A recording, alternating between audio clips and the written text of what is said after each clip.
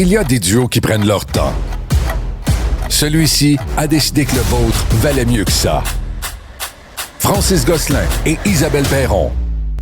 Êtes-vous pour ou contre le changement d'heure? Moi, j'aimerais 2 juste fois qu'on par année? statue, là, parce que ça fait des années qu'il y a des projets, des comités. Ça coûte combien penser à est-ce qu'on abolit le changement d'heure ou pas? Faudrait statuer éventuellement. J'aime que tu emmènes l'angle économique. Ça coûte combien penser à ça? Je ne sais pas combien ça coûte, mais en tout cas, les États-Unis, mardi de cette semaine, ont adopté là, un projet qui vise à abolir le changement d'heure. Ça doit encore passer le test du Sénat puis d'un éventuel veto présidentiel. C'est pas un gros enjeu, comment dire, là, comme la guerre, là, où je ne sais Non, mais ça pogne au trip. Ça pogne au trip. Particulièrement parce que, présentement, on est quand même arrimé avec les États-Unis. Donc, si eux adoptent ça, nous, est-ce qu'on va suivre? Est-ce qu'on va décider vraiment toujours de vivre avec une heure de décalage? On sait qu'à chaque changement d'heure, il y a toujours 150 000 topos pour nous dire à quel point c'est pas bon pour la santé, qu'on perd des heures de sommeil puis que les enfants ont de la difficulté à se gérer. Il y a tout le temps des petits problèmes aussi à s'arrimer avec les autres pays. Le bout du changement d'heure, les jours d'après, là, souvent, on a un petit problème avec ça. Moi, j'aime ça, changer d'heure, personnellement. Je fais partie d'une minorité. Il y a un sondage qui a été fait. Après, j'ai pas testé la méthodologie, mais qui dit que 91% des Québécois souhaitaient mettre fin à cette pratique-là. Mais on a fait un petit sondage maison tantôt ici, puis la réponse la plus fréquente, c'était pas pour ou contre, c'était « je m'en fous ». C'était pas comme... Tu sais, ce 91-là, il est un peu mou, j'ai l'impression. Là, moi, il me dérange pas, ce changement d'heure-là, parce que j'ai des horaires atypiques. Moi, je pense beaucoup aux travailleurs de nuit. Je me dis, est-ce que ces travailleurs-là sont dérangés? Et surtout ceux qui voyagent beaucoup. On est capable de tolérer 6 heures de décalage horaire, mais 1 heure, ça nous choque. C'est là où je me pose la question. Il faut rappeler qu'on a mis ça en place là, essentiellement pour des raisons économiques, en grande partie liées à l'agriculture. Là. C'était pour un peu optimiser les heures d'éveil et les heures d'ensoleillement avec un peu le cycle des saisons. Puis je vais te dire, moi, une des raisons pour lesquelles j'aime le changement d'heure, un peu de la même raison, on en parlait hier, que j'aime l'hiver, c'est que j'aime les saisons. J'aime que les choses changent. Les choses spéciales. C'est ça. Puis je trouve qu'on change d'heure. Ça me fait comme un petit... un événement. C'est ce week-end-là. C'est toujours le lendemain de l'Halloween. Pour vrai, je suis bien excité. Fait que bref, j'aurais de la peine qu'on l'enlève, mais c'est sûr que... De la peine? De la peine, une petite peine. Mais c'est sûr que si les Américains vont de l'avant, je verrais mal le Canada être déphasé sur l'heure new-yorkaise ou Chicago la moitié du temps. Là. Ça serait un petit peu bizarre quand même. Je peux comprendre que ça dérange, par contre, ceux qui ont des problèmes de sommeil, ceux qui ont des problèmes de santé. Il semblerait que les enfants, ça les affecte pour vrai. Mais moi, là où je me pose la question, c'est que probablement que le changement d'heure dérange autant parce qu'on est une gang de fatigués. C'est peut-être ça. Je regarde, là, au Canada, 47% des travailleurs canadiens se sentent épuisés.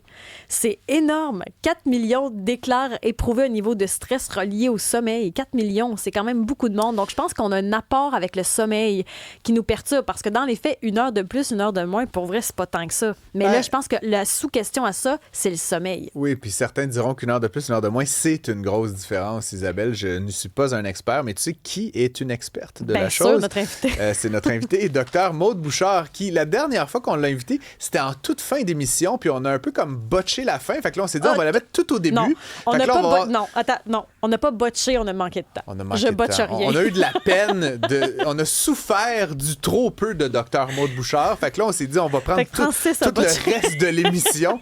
Dr Bouchard, vous êtes neuropsychologue et professeur au département des sciences de la santé de l'UQAC et vous vous intéressez évidemment beaucoup à cette question du sommeil. On a utilisé le changement d'heure un peu comme prétexte pour en arriver à cette question là, de dormons-nous bien, dormons-nous suffisamment? Est-ce que le changement d'heure a un impact là-dessus? Déjà, peut-être reprendre les statistiques que donnait Isabelle. Dormons-nous suffisamment au Québec, au Canada, en général? Bien, en général, comme Isabelle, tu l'as très bien mentionné, non.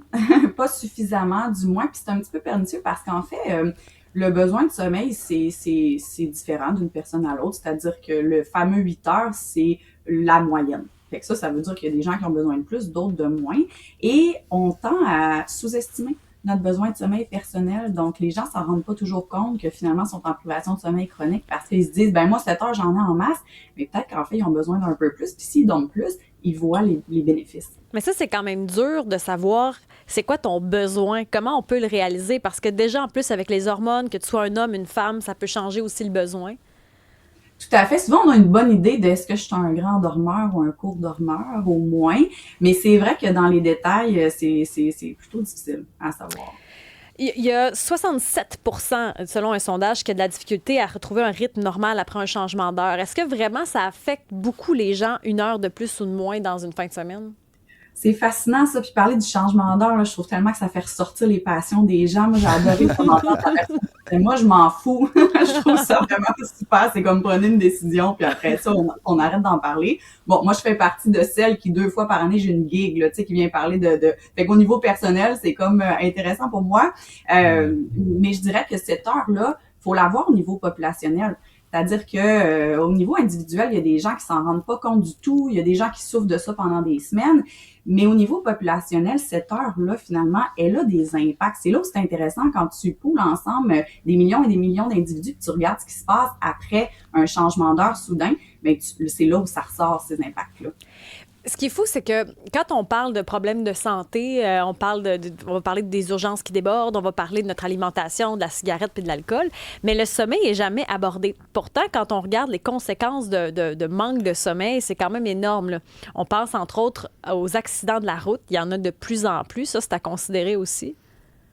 Tout à fait. Tout à fait, la fatigue, la somnolence, ça crée des accidents. Puis on sous-estime aussi le nombre d'accidents de la route à cause de la fatigue, parce que comme on la mesure, hein, c'est facile de mesurer le taux d'alcool dans le sang, sauf que de mesurer à quel point tu étais fatigué, puis est-ce que c'est pour ça que tu réagis moins vite, c'est beaucoup plus difficile. Donc, accident de la route, mais surtout au niveau de notre cerveau, de notre santé. Puis souvent, je vais poser la question, comment vous sentez quand vous en manquez de sommeil? Finalement, comment vous fonctionnez? Est-ce que vous cherchez vos mots? Vous avez de la misère à vous concentrer sur quelque chose? Il y a plein d'affaires qui se passent. Mais est-ce que c'est vrai que ça engendre un vieillissement prématuré? Les gens qui ont un déficit de sommeil constant, vieillissement prématuré, risque de démence augmenté?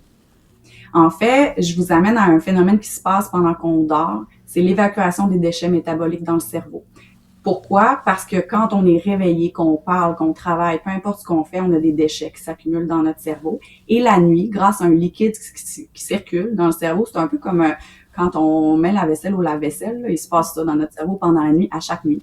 Et effectivement, ce processus-là, ben, il est important pour le fonctionnement cérébral. Et sur des dizaines et des dizaines d'années, de plus en plus de chercheurs s'intéressent justement à ce lien-là entre le nettoyage qui se fait peut-être moins bien, pas assez à cause de la privation de sommeil et des problèmes plus tard. Mais ça veut dire que je suis remplie de déchets. Moi, je dors 3-4 heures T'es par nuit. T'es pas la pire. pire. J'allais faire une blague sur les déchets dans le cerveau. Il y en a qui sont pires que toi, Isabelle. Je dors 3 heures. On dirait que ça m'inquiète quand je t'entends parler. Ben là, ça revient à notre besoin de sommeil. Probablement déjà à la base, Isabelle, tu dois être une courte dormeuse, donc pas besoin d'un 8-9 heures pour fonctionner. 3 heures, c'est vrai que c'est peu, mais là, tu as parlé des horaires atypiques aussi plus tôt. Donc, t'es pas la seule qui a des horaires atypiques et qui dort moins que le besoin. Mais est-ce qu'un travailleur atypique, là, quelqu'un qui travaille de nuit, je pense aux médecins, aux infirmières, il y a plein de gens en usine aussi qui vont travailler de nuit, est-ce qu'eux réduisent leur espérance de vie, par exemple? Est-ce que ça peut aller jusque-là? Ça, c'est difficile à nommer, c'est difficile à dire exactement parce qu'on n'a pas de manière de le mesurer de cause à effet.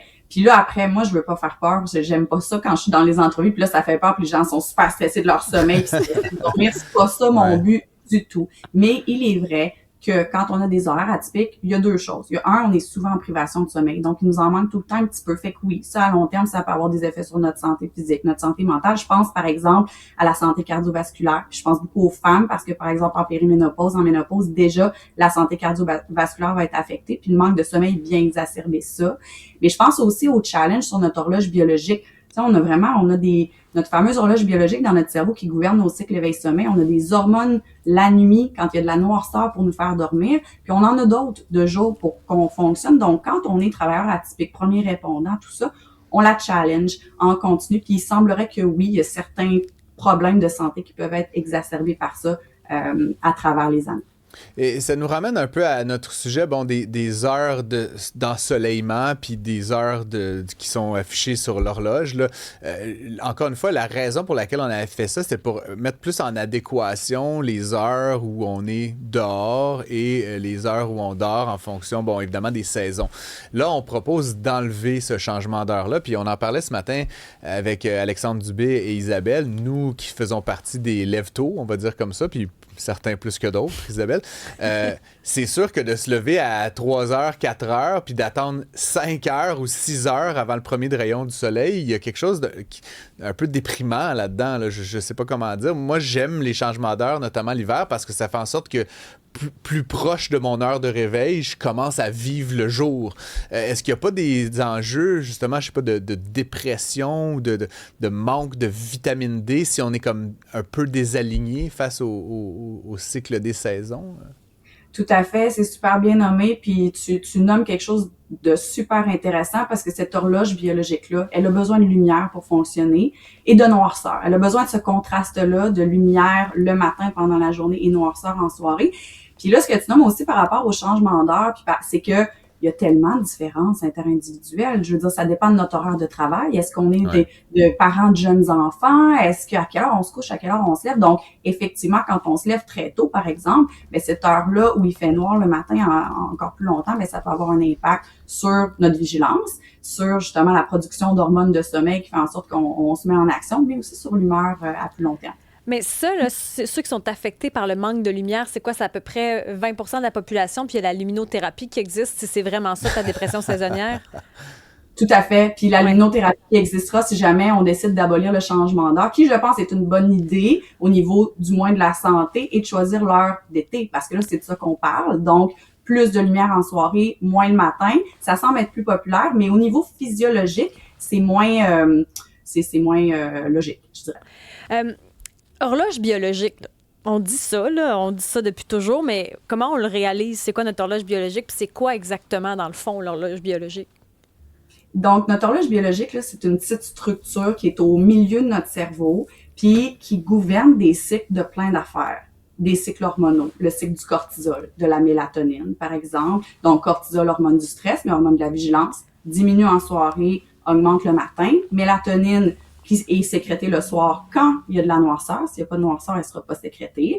Et elle est sécrétée pendant la nuit. Donc, cette horloge-là va gouverner ces cycles-là. Puis, on a un cycle sur 24 heures. Donc, cycle éveil-sommeil qui se répète à chaque jour. Mais est-ce que ça se peut que notre horloge soit pas à bonne heure?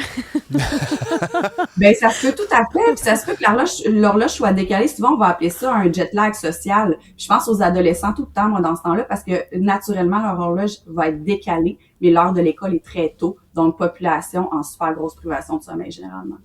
Parenthèse, petit témoignage en terminant. Il y a une montre intelligente qui enregistre le temps de sommeil sur l'application Google Health Connect. C'est Yves Gagnon qui nous dit ça. Salut mon anglais. Comment savoir de façon fiable si on manque de sommeil? Je dirais c'est beaucoup un ressenti, mais là après, on peut pas toujours faire confiance. Moi, là, la chose que j'aime le plus dire dernièrement, c'est faites l'essai de dormir une demi-heure de plus pendant 2 semaines. Si vous êtes essayez-le 1 heure de plus si vous souffrez pas d'insomnie puis que c'est pas un enjeu là. Puis voyez comment vous allez vous sentir. Testez-le de cette manière-là. On pourrait te suggérer à quelques marabouts du travail. Oui, ceci dit, je vais témoigner. Moi, mon heure de réveil, elle est fixe, là, comme toi. Là, toi, tu te réveilles à 6 heures? Non, 4h45, mettons, mais donc, j'essaie de dormir plus, puis c'est très drôle parce que moi, j'ai la Apple Watch, puis ça me dit le nombre d'heures que je dors. Là, c'est un peu imparfait, mais peu importe, c'est comparable d'une journée à l'autre. Et je dors 20 minutes de moins qu'en 20-25, ce qui est comme... Je trouve ça frappant. Est-ce que ça a rapport avec les hormones? Non, mais puis là, j'ai réalisé, je me lève plus tôt, effectivement. Puis là, je me suis dit, donc, je devrais me coucher plus tôt. Mais là, c'est fuckant parce que si j'essaie de me coucher, mettons, à 8 heures, systématiquement, je me réveille à 2h30, 3h du matin, puis je suis comme... Mais je repose ma question. Alors, j'essaie de me coucher un peu plus tard, mais là, rendu à 10h, je suis comme pas fatigué. Puis là, des fois, je déverse jusqu'à minuit, puis là, ça me gâche aussi. C'est très difficile de get it right, là, exactement. Avec ces expressions anglophones, est-ce que ça a un lien avec les hormones? Ben, ça serait difficile à dire dans ce cas-là, mais ce qui est intéressant, c'est qu'effectivement, c'est beaucoup plus difficile d'organiser notre heure de coucher parce que le sommeil, c'est pas quelque chose qu'on décide qui arrive.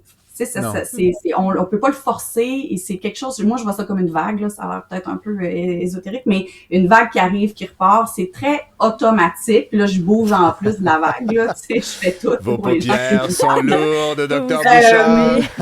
Mais l'heure du matin, qui est régulière, ça peut nous aider à s'endormir pas mal à la même heure de soir. Mais encore une fois, se lever à 4h45, c'est des heures atypiques, donc des fois, c'est la sieste qui va nous permettre, une petite sieste, courte sieste, d'aller, puis là, ça touche au sujet de la dernière fois, pas pensé.